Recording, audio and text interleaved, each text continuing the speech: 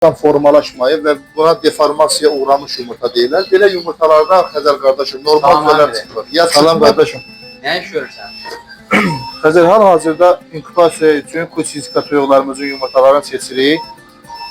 Düzdür, bir dəfə seçilib, yenə də inşallah inkubasiya qabağı deformasiyaya uğramış yumurtaları seçirik. Qeyd edim ki, deformasiyaya uğramış yumurtalar həm demək olar ki, onlardan normal düzə çıxmır. Çıxsa da ki, yəni ya rəxit olur, xəstə olur. Ona görə də adətən yaxın gəl. Göstərələr. Məsələn, burada bizim deformasiyaya uğramış elə şey göstərək ki, videoda şeydə görüntülənə bilsin. Bax, görsən bunun əyriliyin yumurta tam formalaşmayıb və buna deformasiyaya uğramış yumurta deyirlər. Belə yumurtalarda Xəzər qardaşım normal düzələr çıxmır. Ya çıxmır, ya da ki, çıxsa da xəstə olur, rəxit olur.